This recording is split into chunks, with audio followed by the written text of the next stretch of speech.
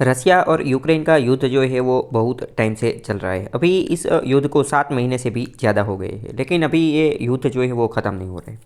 एक बात तो पक्की है कि ये जो युद्ध है, इस युद्ध ने पूरे विश्व के समक्ष एक नई तरीके की क्राइसिस ला दी है। वो क्या है? Energy crisis. और इस युद्ध से सबको यह तो पता चल गया है कि हमें एनर्जी के मामले में, एनर्जी के अंदर क्या क्या आती है। एनर्जी के अंदर क्रूड ऑयल आ जाता है, इलेक्ट्रिसिटी यानी कि बिजली आ जाती है, नेचुरल गैस आ जाता है, कोल यानी कि कोयला आता है। यह सभी चीज़ एनर्जी के अंदर आ जाती है। तो मतलब कि एनर्जी के मामले में हमें क्या होना चाहिए? आत्मनिर्भर होना चाहिए। आखिर इसका इससे क्या संबंध है? तो इसका इससे यह संबंध है कि ये जो रसिया है वो पूरा जो यूरोप है, यूरोप उसको एनर्जी जो है वो सप्लाई करता था। यूरोप जो है वो बहुत ही ठंडा कोल्ड कॉन्टिनेंट है, वहाँ पर ठंड बहुत ज़्यादा रहती है। तो ठंड बहुत ज़्यादा रहती है, इसीलिए उनके घरों में हीटर और वो सब लगाना पड़ता है। तो उसके लिए एनर्जी यानी कि इलेक्ट्रिसिटी की आवश्यकता रहती है, नेचुरल गैस और उन सब की आवश्यकता रहती है। इसीलिए रसिया उनको यह सब एनर्जी प्रोवाइड करता था। तो मतलब कि अभी तो अमेरिका ने और यूरोप ने बहुत सारे सैंक्शन, प्रतिबंध लगा दिए किसके ऊपर? रसिया के ऊपर। इसीलिए रसिया ने ये जो नेचुरल गैस और एनर्जी का जो सप्लाई था वो बंद कर दिया है। तो मतलब कि यह एक बात तो पक्की हो गई है कि इस युद्ध ने एक इम्पोर्टेंट चीज़ जो सबके सामने, पूरे देशों के सामने ला दी है, वो क्या है? Energy crisis. या फिर अभी लोगों को ये भी पता चल गया कि एनर्जी के मामले में हमें आत्मनिर्भर बनना पड़ेगा, या तो फिर हमें एनर्जी जो है उसके रिगार्डिंग हमें क्या करना पड़ेगा? रिन्यूएबल एनर्जी के जो सोर्सेस है उसके ऊपर ज़्यादा से ज़्यादा इन्वेस्टमेंट करके वो सब करना पड़ेगा। रसिया और अगर रसिया, यूएसएसआर और जो अमेरिका जो है, उन दोनों के बीच में जब कोल्ड वॉर का दौरा चल रहा था, कोल्ड वॉर चल रहा था, तब भी एक हमें ऐसी रेस देखने को मिली थी। और वो रेस कौन सी थी? वो रेस थी टेक्नोलॉजी की रेस, वो रेस थी स्पेस रेस। उसी तरीके से जो यह रेस है, यह रेस ये कौन सी है? तो यह रेस जो है वो क्या है? ये एक रीति एनर्जी के साथ जुड़ा हुआ यह युद्ध है। जैसे कि फर्स्ट वर्ल्ड वॉर और सेकेंड वर्ल्ड वॉर जो हो रहा था, तो उसके दौरान क्या हुआ था? तो उसके दौरान हुआ था इंडस्ट्रियल रिवॉल्यूशन, इंडस्ट्रियल रिवॉल्यूशन। तो उसी तरीके से यह युद्ध जो है उसको हम एनर्जी का क्राइसिस या फिर एनर्जी वॉर के नाम से भी जान सकते हैं। दूसरी बात करते हैं कि अभी अमेरिका, अभी मतलब कि एनर्जी के जो मतलब कि क्रूड ऑयल और वो उसकी प्राइसेस जो है वो आसमान को छू रही है। वो प्राइसेस बहुत ज़्यादा हो रही है पूरे विश्व में, क्योंकि क्या हो रहा है कि डिमांड बढ़ गई है क्रूड ऑयल की और उन सब की, और उतनी जो है वो अवेलेबल है नहीं, क्योंकि रसिया के ऊपर तो प्रतिबंध लगा दी है। तो इन सब का निकाल लाने के लिए अमेरिका ने G7 देशों के साथ मिलकर क्या नक्की किया? अमेरिका ने G7 देशों के साथ नक्की किया कि चलो हम प्राइस कैप लगा देते हैं। ये प्राइस कैप आखिर क्या चीज़ होती है? प्राइस कैप एक ऐसी चीज़ होती है जिसमें मान लो कि पहले नक्की कर दिया कि मान लो कि 150 रुपीज़, 150 रुपये, मान लो कि यह कैप लगा दी गई। यह कैप लगा दी गई, इसका मतलब यह है कि इससे ज़्यादा प्राइस जो है वो नहीं जा सकती। मतलब कि मान लो कि अभी 2022 चल रहा है, 2022, तो अमेरिका और G7 देश साथ में मिलकर क्या करेंगे? जो क्रूड ऑयल है, क्रूड ऑयल उसकी जो प्राइस है उसके ऊपर कैप लगा देंगे। तो मतलब कि एडवांस में ही बता देंगे कि भाई आने वाले 6 सालों के अंदर, या फिर आने वाले 6 महीने के अंदर, या फिर एक साल के अंदर जो ऑयल बेचा जाएगा, क्रूड ऑयल बेचा जाएगा, तो उसकी प्राइस क्या रहेगी। या फिर ऐसा कैप लगा देंगे कि मान लो कि $100, $100 जो है, तो इससे ज़्यादा तो ये प्राइस नहीं जाएगी। मतलब कि एक प्राइस जो है वो सेट कर देना। तो यह प्राइस सेट करने से क्या होगा? यह प्राइस सेट करने से यह होगा कि जो विश्व में जितने भी देश है जो क्रूड ऑयल खरीद रहे हैं, उनको अपना बजट बनाने में थोड़ी आसानी रहेगी। और इतना भी पता चलेगा कि भाई इससे ज़्यादा तो क्रूड ऑयल की प्राइस जो है वो जाने वाली नहीं है, यानी कि उसको थोड़ा क्या करें, रेगुलेट, स्टेबल रखने की कोशिश कर सकें। और साथ में इस प्राइस कैपिंग में ये भी बोल दिया कि अगर कोई देश इस जो प्राइस कैप की गई है उससे नीचे की कीमत पर अगर ऑयल खरीदता है, तो उसके ऊपर अमेरिका जो है वो सैंक्शन लगा देगा। यह पूरे का पूरा जो खेल है वो इसी तरीके से है कि जो रसिया के द्वारा दिया गया जो डिस्काउंटेड ऑयल जो है वो कोई देश ना खरीद सके। अगर बाकी प्राइस कैपिंग के बारे में जानना है तो एक और अलग वीडियो है, उसे देख लेना। G7 के साथ मिलकर अमेरिका ने ऐसा कुछ ये प्राइस कैपिंग का जो गेम है वो खेला। तो रसिया ने भी बोल दिया कि भाई यह होने वाला नहीं है, अगर आप यह गेम खेलते हैं तो मुझे यह गेम पसंद नहीं है, अगर आप ऐसा करेंगे तो ये उल्टा बैकफायर हो जाएगा। और रसिया ने ऐसा बोला कि अगर आप ये प्राइस कैपिंग का कुछ काम करेंगे तो मैं पूरा का पूरा ऑयल सप्लाई जो है वो बंद कर दूंगा, मैं यूरोप को कुछ बेचूंगा ही नहीं, कुछ भी नहीं बेचूंगा। अभी यह सब तो चल ही रहा था। तो उसके अलावा आपने एक यह बात भी सुनी होगी कि अमेरिका ने जो है वो रसिया के ऊपर डॉलर नहीं उपयोग करने का भी सैंक्शन लगा दिया है। मतलब कि रसिया जो इंटरनेशनल पेमेंट करनी होती है तो वो डॉलर में नहीं कर सकते। तो इनका निकाल के स्वरूप में रसिया ने क्या किया, रसिया ने चाइना के साथ मिलकर एक बहुत ही इंपॉर्टेंट डील कर दी है। रसिया और चाइना ने रूबल और युआन की डील जो है वो कर दी है। यह डील जो है यह भी बहुत ही इंपॉर्टेंट है। रूबल क्या है, रूबल जो है वो रसिया की करेंसी है और युआन जो है युआन वो चाइना की करेंसी है। अगर बात करें तो बहुत समय से, लास्ट कई सालों से रसिया और चाइना जो है वो डी डॉलराइजेशन के ऊपर बहुत ही ज़्यादा जो है वो फोकस कर रहे थे। डी डॉलराइजेशन आखिर क्या है और इस डील का उसके साथ क्या संबंध है वो समझते हैं। डी डॉलराइजेशन के मतलब से रसिया और चाइना यह बोल रहे थे कि हमें डॉलर का उपयोग नहीं करना है, डॉलर का उपयोग जो है वो बहुत कम से कम करना है इंटरनेशनल मार्केट के अंदर या फिर इंटरनेशनल जो खरीद वेच करते हैं उसके अंदर। यह हम थोड़ी बात समझते हैं। पहले तो यह समझना पड़ेगा भाई लोग डॉलर का उपयोग करते क्यों थे।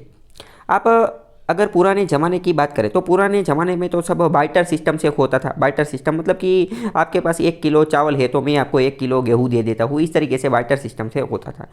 फिर उसके बाद क्या हुआ, उसके बाद प्रेसियस मेटल जो है ना, प्रेसियस मेटल जिसको बुलियन भी बोलते हैं, बुलियन, इसके अंदर क्या क्या आता है तो उसके अंदर गोल्ड, सिल्वर या फिर डायमंड यह सब चीज़ें आती है। तो इसके अंदर क्या होता था कि मान लो आपको कोई भी चीज़ बेचनी है तो उसके पैसे के स्वरूप में आपको क्या मिलेगा, उसके पैसे के स्वरूप में आपको बुलियन मिलेगा। क्या मिलेगा, बुलियन, यानी कि प्रेसियस मेटल यानी कि गोल्ड और सिल्वर और यह सब कुछ मिलेगा। आपको शायद पता होगा कि भारत जो है वो सोने की चिड़िया, गोल्डन स्पैरो कहा जाता था।